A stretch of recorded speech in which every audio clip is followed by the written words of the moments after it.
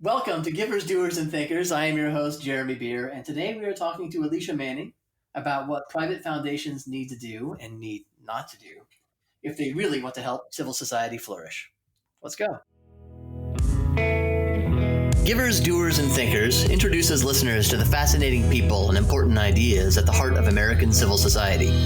We speak with philanthropists, nonprofit leaders, social entrepreneurs, historians, journalists, and anyone else who will help us understand contemporary civil society's achievements and failures.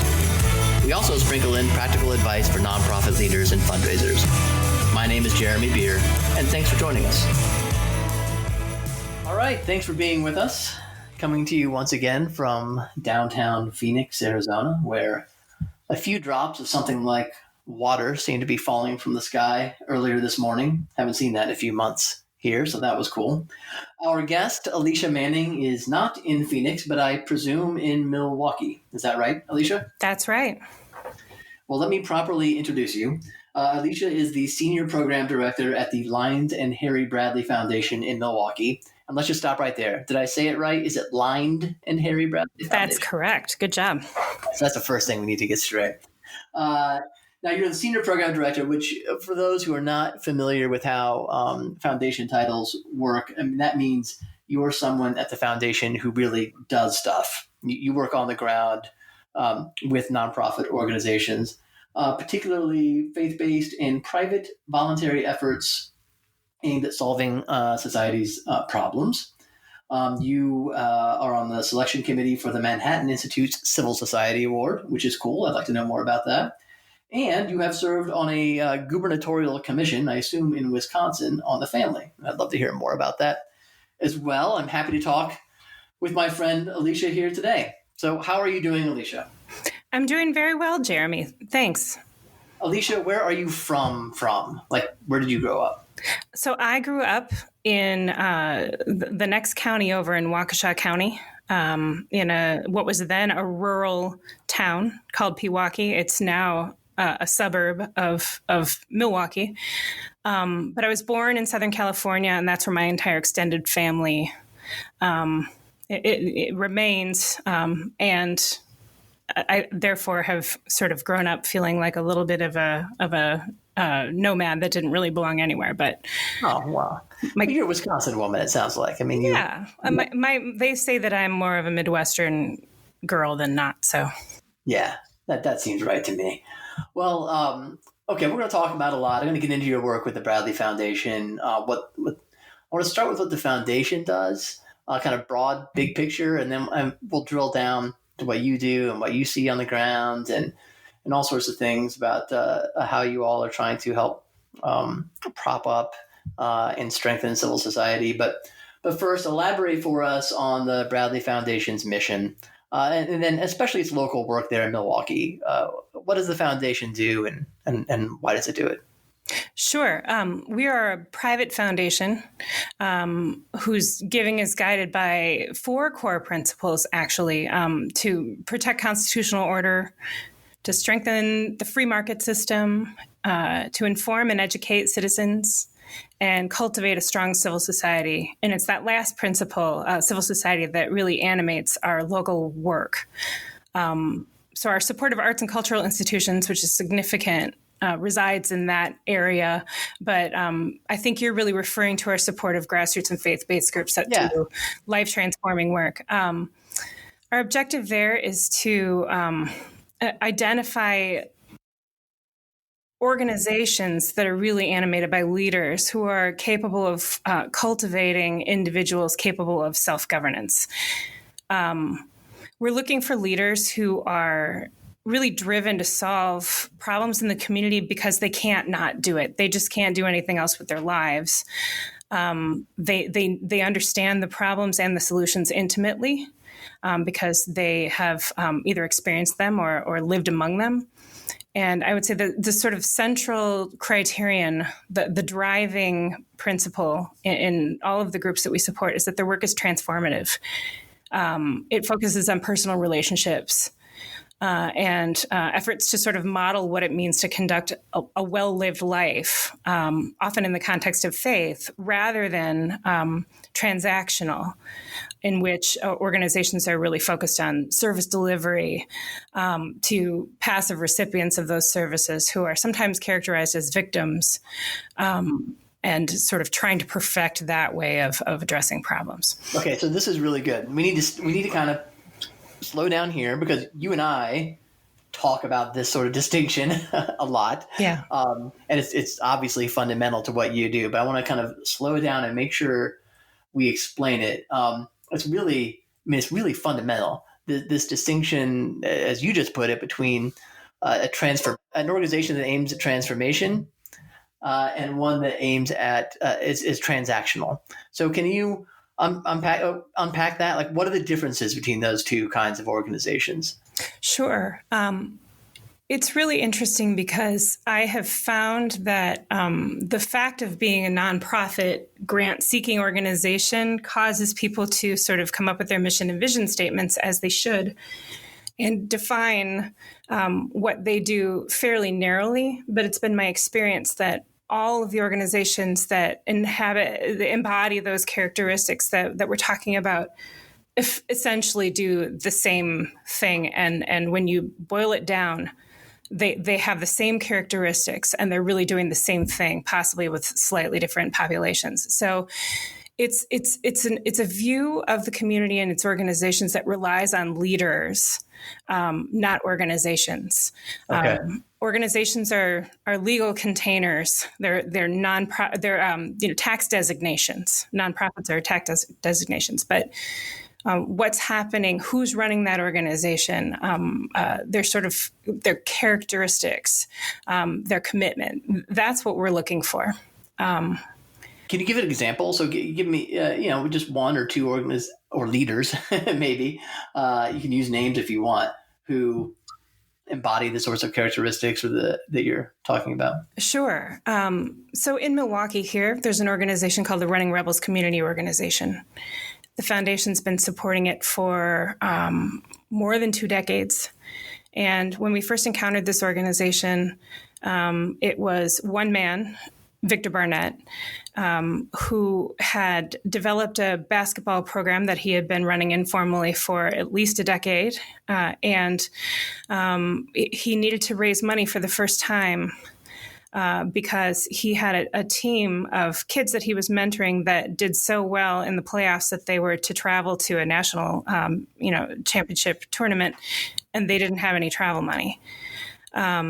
So we made an investment alongside another foundation in getting those kids to the tournament. Was it important that they have uniforms and get to a basketball tournament? No, but it was important that Victor Barnett's initiative to sacrificially dedicate his life to solving problems wasn't stopped because he hit sort of the limits of his capacity at that moment. It was encouraging to him, and it was sustaining and prevented him from perhaps having to quit and get another job. And he's since grown that organization into a really complex sort of interdisciplinary organization serving thousands of kids, interacting with the court system because they demonstrated a better way to work with adjudicated youth, and so forth. And all of that sort of organic growth happened because a couple of people made early small investments because they saw that Victor, beyond any business plan, was dedicated to saving the lives of those kids. Yeah, you were interested in supporting the service of basketball coaching. And I'm from Indiana, so I obviously I do think that's a very important service, by the way, to be clear. But it was the relationship and there's a whole theory of civil society lurking behind what you do, it seems to me. Yeah. Which it seems to me that it's personal relationships of care and commitment and love that strengthen our communities, not just getting the service mix right. Is that fair to say? That's right. And I think it's important not to focus on the sort of sentimentality of that, love and care. And those are sort of words that people throw around. I don't mean them in a sentimental way, but yeah, No, I know exactly what you mean. But I think to really, yes, that's all true. That there's personal dedication and commitment and devotion that's driven by love and caring, but that there's also tough love and other things that happen in the context of a healthy relationship. And that these organizations and I guess really small communities that such leaders grow are places where values are sort of transmitted from one generation to the next generation, and where that kind of transformation takes place in an environment where there are expectations too. So it's not this sort of selfless one-way love. It's loving people until you can teach them how to love you back and expecting that they will. That's very good. I like that. So what's an example then of what's a transactional organizational model look like? Like what do you encounter sometimes? Maybe somebody applies for funding from the Bradley Foundation. What do you see when you say, nope, not for us? Sure. I think there's...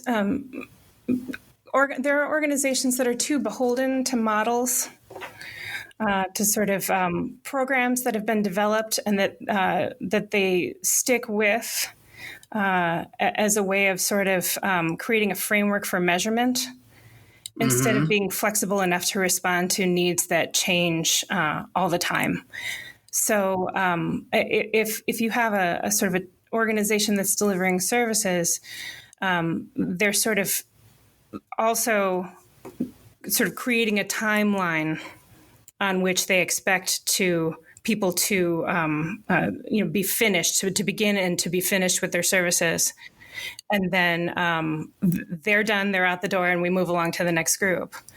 That's sometimes not enough time to even plant seeds that will germinate someday, let alone to solve people's complex issues, to address the issues that are complex. So I think that's one, that sort of framework that is inflexible.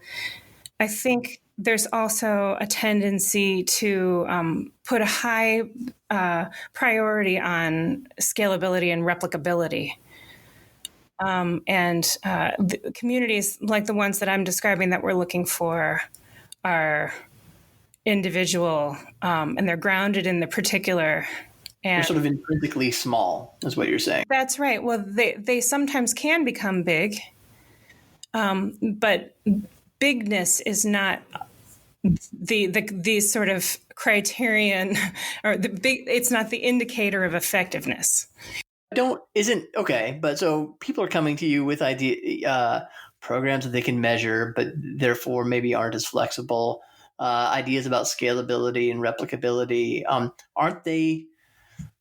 Isn't that what funders want to hear? I mean, are they? Do they really believe in all that stuff? I guess I'm asking, or are they saying what they think, what they've been told is necessary to make it in the philanthropic marketplace? Are the grant seekers saying what they've been told? Yeah, exactly. Yeah.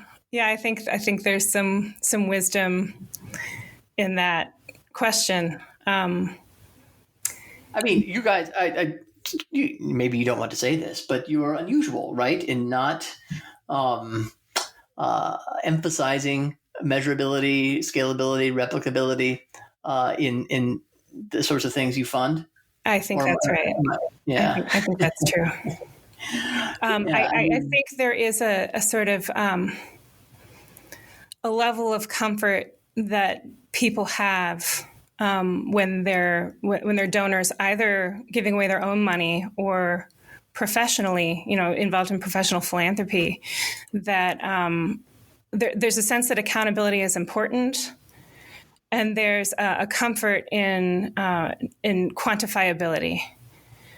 I think the problem lies in the fact that because of just what you just said, because people understand that demonstrating measurability or quantifiability is an important thing to do in philanthropy, that it ends up driving people to do things that are measurable, and those things might not be the most important things to do.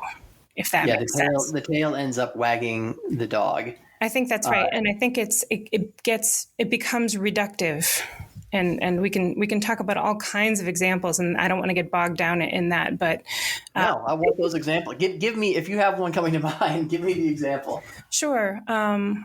So here's an example in education reform. For a long period of time, there were people talking about the number of students that graduated and were accepted into college. There's sort of this college acceptance number. And in Milwaukee, for example, we have a robust parental choice program and a really robust community of charter schools that heroically invest a lot of effort into getting children who might not otherwise have access to a high quality education sort of across that finish line. And they sometimes boast about 100% college acceptance rate. It sounds impressive, particularly to donors. Right. But the real story about what happens to those students when they go to college is pretty mixed. And many of them, for non-financial reasons, have trouble succeeding in that environment because they don't have enough support. But that doesn't stop, folks from using that as a talking point. And I want to be gentle. I mean, these are organizations that are doing terrific things, but right. I think it's really the philanthropic environment that drives that priority. Yeah, exactly. It's a really good example of how we can distort people's goals and ends by producing incentives that maybe aren't really aligned with the best interests of those who we're seeking to help, at least purportedly. Right. And the people who run those schools know this. Yeah, I'm sure they do. I mean, I hear this sort of thing, like, we have to say this because it's what our funders want to hear. How do you get? So, Alicia, so you work in this world. You are a foundation representative. How do people get funders to listen? I guess and to have how do you have a come to Jesus moment with a funder and say, hey, I know you've said you want to accomplish X. I'm telling you, and therefore you're measuring Y or whatever it might be. Y isn't what you need to be interested in if you're really concerned about X. Sure. I guess it's a matter of exposing as many funders as possible to another way of thinking about this work and sort of separating what it is that what's actually happening from sort of the appearance of what's happening. So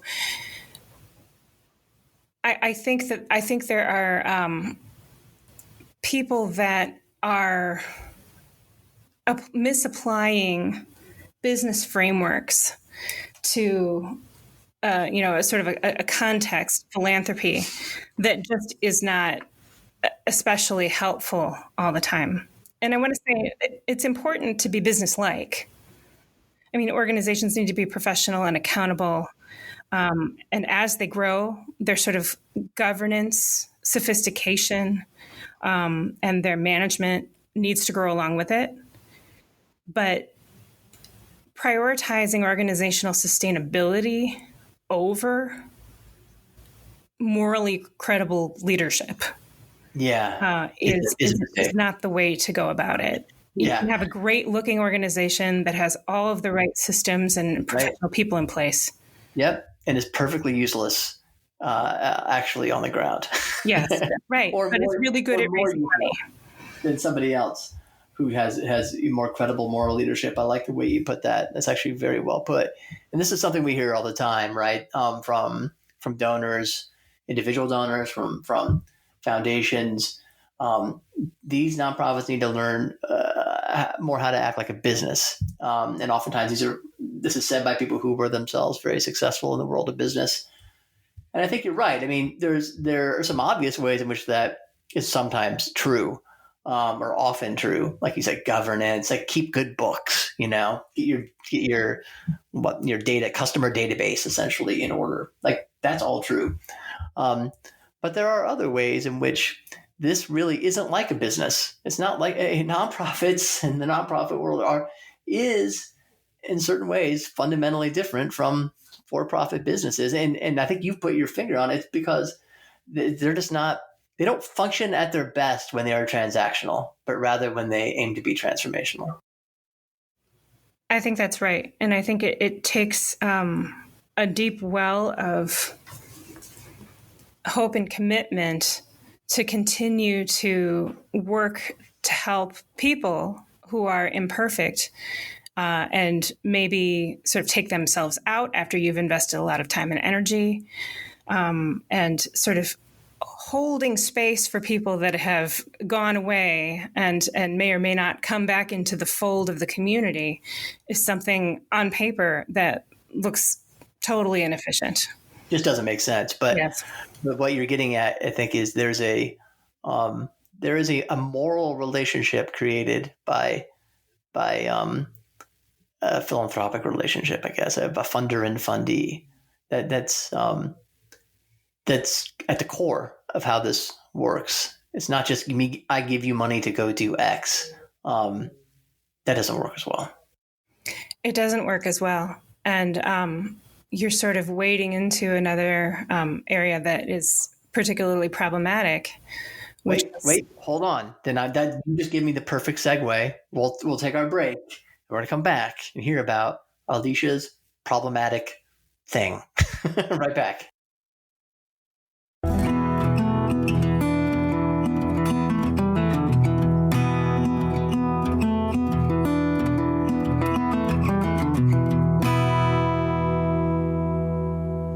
Okay, time for a practicality. And today we're talking to Chris Kuetemeyer. He's the managing director here at American Philanthropic. And before he joined us, about a year ago. Is that right, Chris? That's right.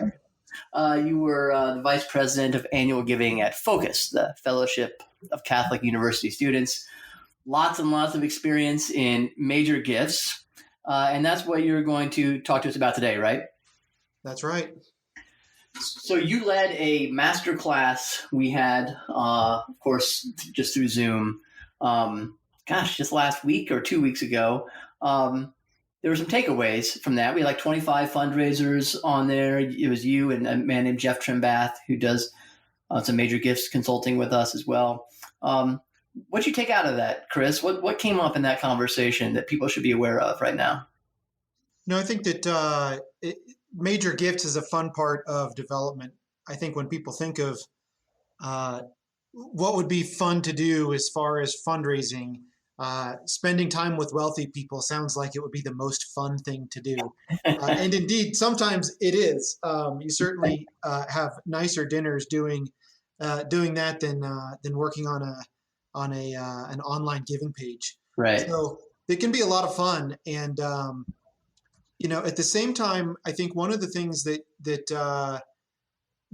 people get wrong is that they think that they're there to come and pitch their organization. Right. And it's a lot more about building relationships that people give to people. And when people decide to give a large gift, a major gift, it is a relationship of trust. So it's less, is this the best use of my dollars? People do want to pay attention to what's good ROI in terms of their philanthropic dollars. But before that, they have to trust the people that they're giving to. And for most people, that's the development officer. So you have to be yourself. You have to be authentic with these potential donors. If you think of them as someone you're hoping to get money from, they will pick up on that, and it won't be a good relationship. They need to know that you're there because you are passionate about the organization you're sharing with them. Genuine. It's hard for people sometimes because to be authentic and genuine and really care about building a relationship doesn't strike the impatient gift officer as the fastest way from A to B. So it could be hard for people, right? Yeah, one of my favorite colleagues used to say, "I don't have time for fake relationships, so I'm going to be real with them right away." When they asked him, why he came to the organization. He talked about the death of one of his children, and that made him want to change what he did with his life, and that's why he worked there. And he felt and experienced that by him being authentic and transparent right away, it allowed the other person to be the same. And that allowed them to go a lot deeper in terms of that relationship. That's really good advice. Okay, so that's one. Be authentic. What else? I think we also have to be humble, and I mean that in the sense of it can be very easy to think of wealthy people as, oh wow, they've got everything, and I wish I had what they had. But to remember that they've got struggles in life as well, and sometimes those struggles are amplified because of their wealth. If one of your children suffers from an addiction, your pursuit of wealth may have had something to do with that. So you may, I'm not saying that it does or that you would, but I know some people who feel that had something to do with that situation, and they've got a hard decision to make, because if they pass on too much of their wealth to that child, they may end up overdosing. And so it's they deal with issues and challenges that make them just as real and have just as hard of a life as anyone else. That's good. And is there a third thing? I think you really want to honor them and their philanthropy. When you're asking for a gift, the way to have a good ask is to have good preparation.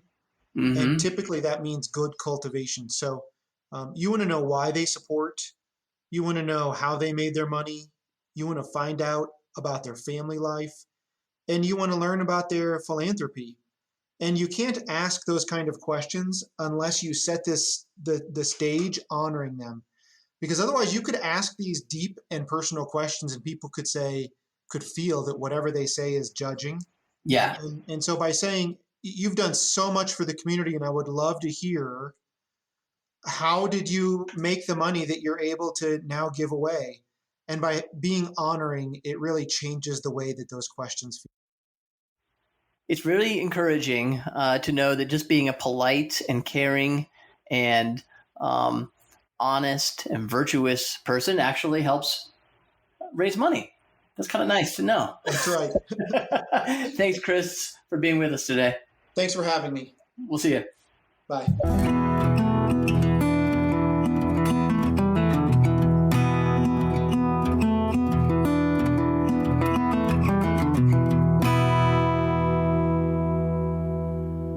All right. Alicia was just about to tell me what swamp I had waded into, something problematic. What you didn't wade into a swamp. Well, no, but what were you going to say? Well, we were talking about the sort of misapplication of business ideas to the philanthropic sector. And I think in addition to the sort of the shortcomings of measurability and quantifiability, there's the entire idea of donor-driven initiatives.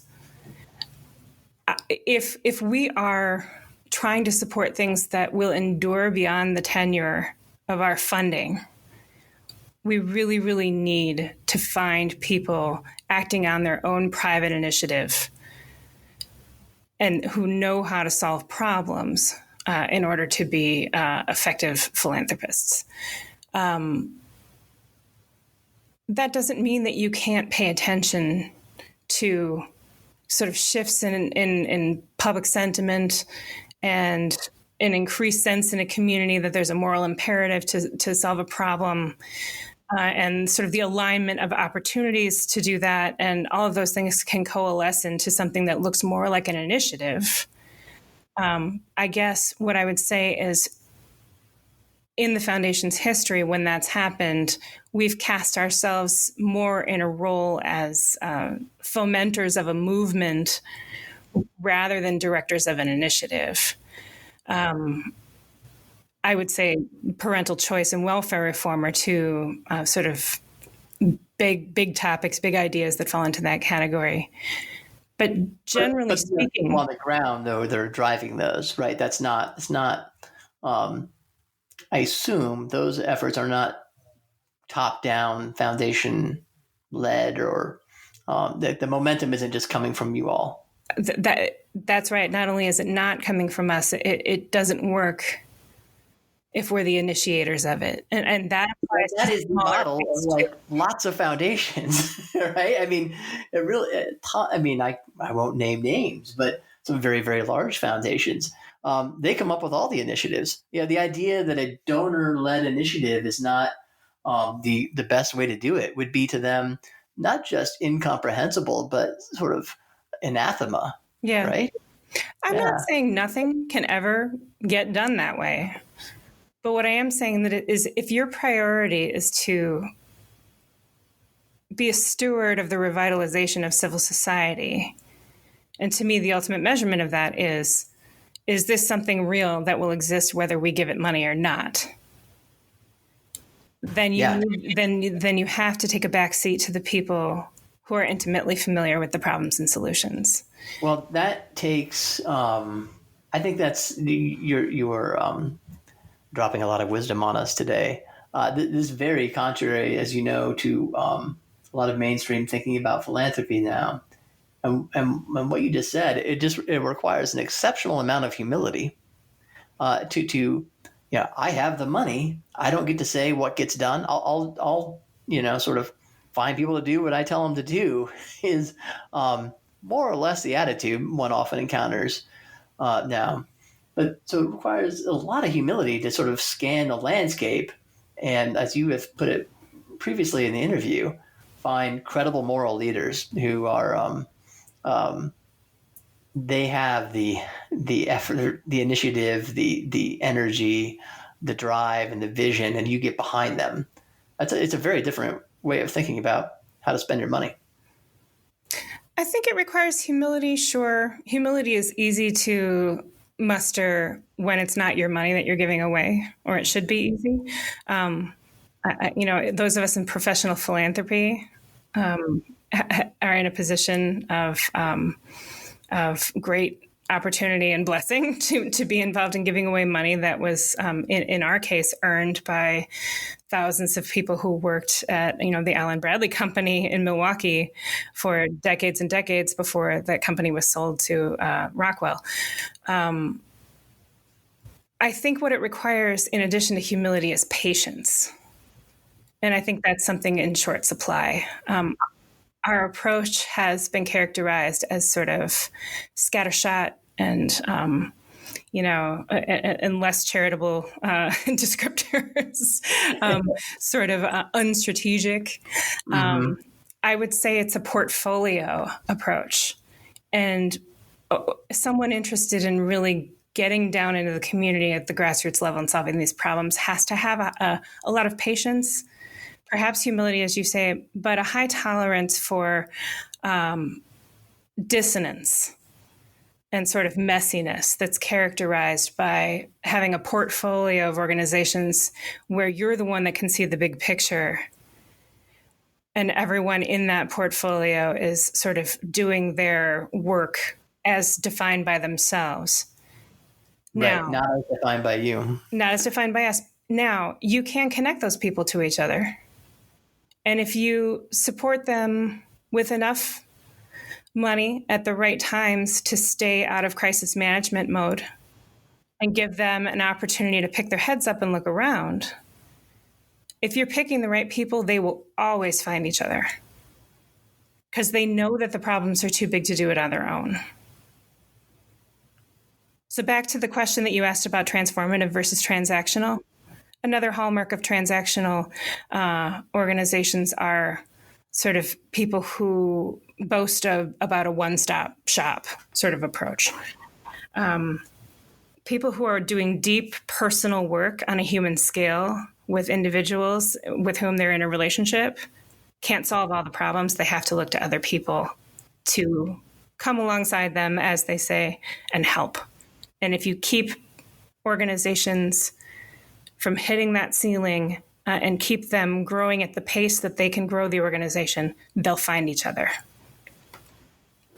But that's why the patience is required, because we don't control it. Yeah, and it's well, as you say, and we certainly see that in our work. Patience, funders often lack patience, but it turns out that addressing these complex issues that you all are dealing with, and we haven't really gotten into many details. Maybe you can do that for us here in a second.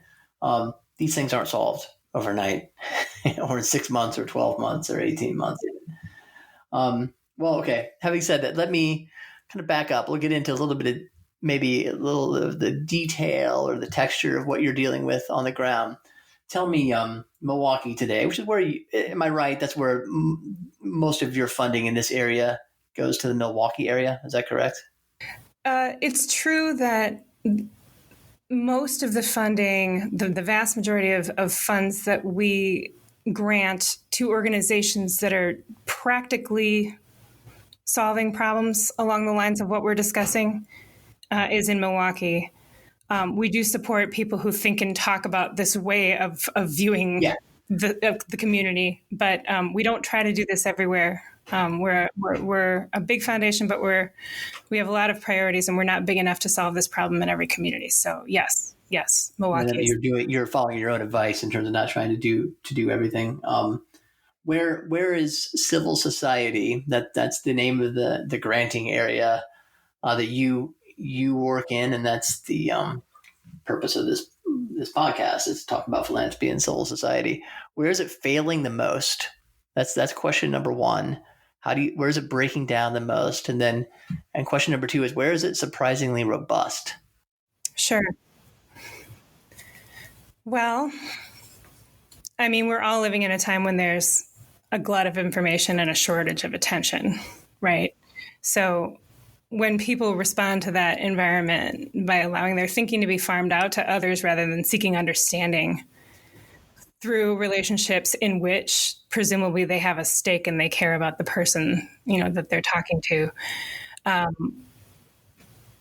When we allow that to happen, civil society is failing all of us.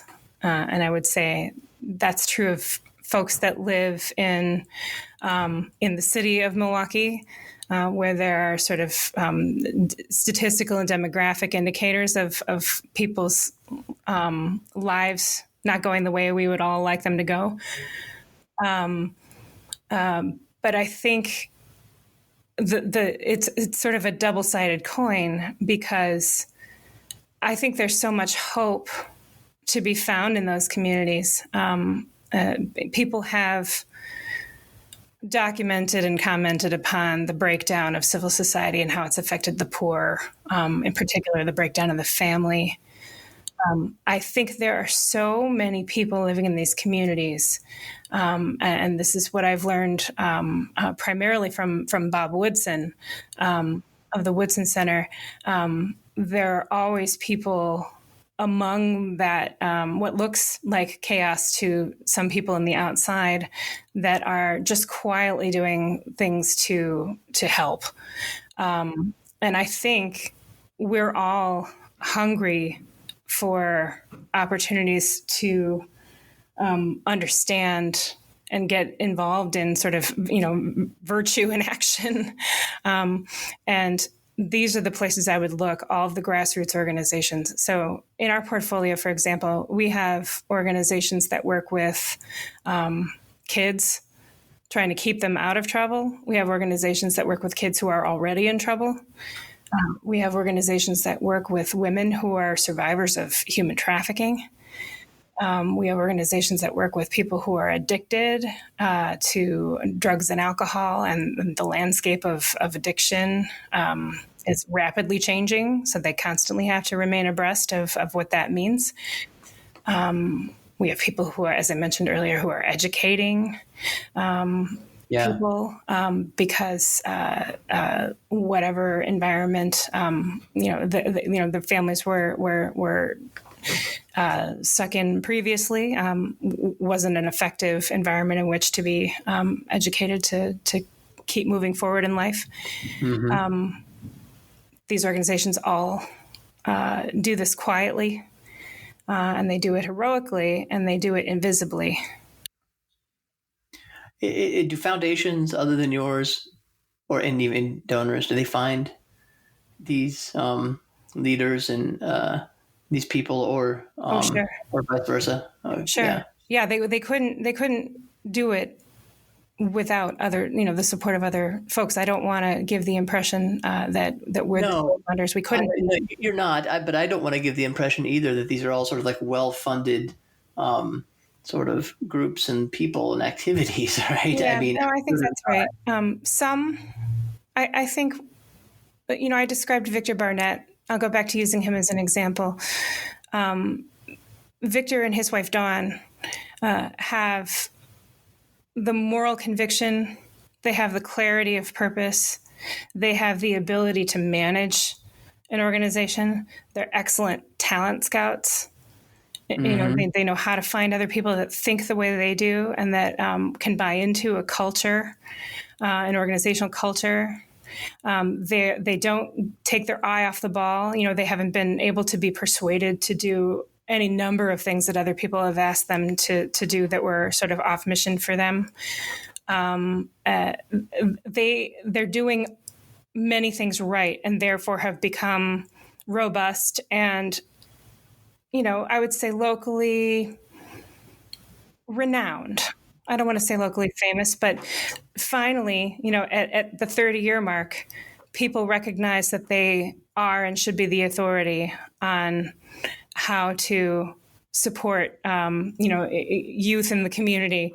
They didn't wake up having that stature in the community. It took years and years and years of toiling and trying to get people to pay attention, people that didn't pay attention, that were dismissive because they weren't, for example, using the correct, social entrepreneurship curriculum, right? A real example, or we only want to work with preventing kids. Can you do a reading? Well, you probably did that a lot. You're right. They're just doing Band-Aids, right? They're not preventing the problem upstream. Right. They need to go upstream farther. Why are you dealing with these kids who are already stealing cars? We need to go upstream and get the 3-year-olds and teach them how to read. Well, all of those things are true, but so they've finally garnered widespread support in the community. But that curve didn't need to be so long and so steep. It didn't need to be a 30-year curve. It didn't need to be a 30-year curve. But it is precisely because of those sorts of ideas we just talked about, though, right? The philanthropists come in with the idea that maybe a prejudice against the idea that people from the community could never have the right ideas about how to deal with the problems in the community. And then also this sort of upstream systems level prejudice, we might call it. Yes. Is that right? You said it. Yes. Yeah. I knew you'd agree because we've talked about this before. But well, I do agree, and I think it's this idea that that we need a therapeutic approach. We need experts to come in and tell people what they need and what they should think, and we can't possibly find the solutions in the community. That has just, in sort of more than 2 decades of doing this work, that has just never been true in my experience. There are always people who know what to do. Alicia, how important is the faith component to the most effective organizations that you have the opportunity to work with? Well, I think it's incredibly important because it gives a framework for discussing what are ultimately moral and character issues, and I don't say that pejoratively at all. It's about formation, and it's about adults who have made mistakes. For example, sometimes they didn't have parents. They need to be parented. In some ways, a lot of this work is, even with adults, is tantamount to surrogate parenting. Not because we need to treat people like children, but because we need to heal their deep wounds and sort of help them understand the things that they didn't understand when their lives became disruptive at whatever point. That's not something we need to that's going to be accomplished by sending in the trained professionals. Right. That's the work of people who will answer the phone at 3 a.m. Yeah. And so the faith context for that gives everybody sort of a framework that everyone can understand, and gives people hope when they haven't had much reason to be hopeful in their lives. Now, having said that, there are people that running organizations that are on their face nominally secular and that sort of don't use that language and that framework for describing their work. But in many cases, they are privately, deeply and personally motivated by their own faith commitment to do the work they do. When you see that happen, is it primarily driven by a desire to be as broad as possible in their work, or is it driven by a desire to attract funders who would not otherwise support them if they were explicitly faith-based? I think it's the former. Mm-hmm. I think sometimes it can be a useful veneer in raising funds to have a sort of not have to have difficult conversations with people who want to go down the sort of rabbit hole of talking about proselytization. Mm-hmm. But I think usually it's the former, and sometimes it's even just a personal, personal reservation. Yeah. About wanting to create an environment that's as approachable to everybody who might need support and help. It's a good thing there are all kinds of people willing to do this kind of work, because there are all kinds of people who need it, and that's an environment that's for some people a safer, quote unquote, emotionally safer environment that doesn't immediately repel them when they see a Bible verse and takes away an obstacle that might otherwise be there. That's right. People. Okay, Alicia, let me ask you. This may be my last question. I won't make any promises, but I think this is the last question. I want to let's just say I met a woman in Houston. Let's say I met her at a conference, and she's got a lot of money. She's an oil executive or something. $20 million going to go into a new foundation. She wants to make Houston better. To say she believes, in the importance of civil society. She wants to, I'm going to just use words that you've used in the past. She wants to enable all of us to live lives of mutual support and concern, religious expression, and cultural richness. She's just hired you as an advisor. Here's what she wants to know. How do I give this money away well? What are the problems I start with? How do I even go about it? How do I look for the right organizations to give it to, or leaders to give it to? What do you say? Well, this is a really fun question. Yeah. You have $20 million to play with. It's the most fun. So I would say she should start with people and not with a plan. What I would not do is sit down and collect a group of people to sit in a conference room and start brainstorming. What I would do is commit to quietly observing for about 2 years. I would ask her to commit to quietly observing the community for about 2 years. And then I would pick up the phone and I would call Bob Woodson, and I would ask him who he knows in Houston. And then I would call Omar Jawar of Urban Specialists in Dallas.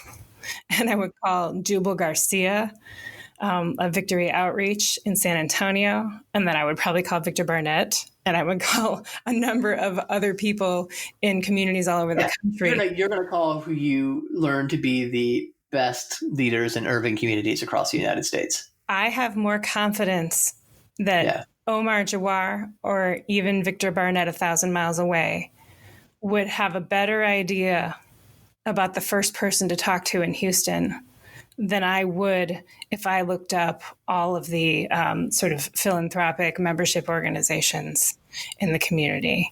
And I would start there. And then when you find the right person, then you ask those people, who do you call when the people you serve need help with a problem? And then you will get 3 more people that person trusts enough to hand off their participants to to address some issue that they don't have a handle on. It is at once a very simple approach, but a very, again, you have to be very patient about, and would require some more personal involvement than many people might like to have. But it's great. So it's a very committed model, Alicia, that you put forth. Very leader-driven, person-driven, rather than model and plan-driven. And I don't think many funders follow that model, to be frank with you.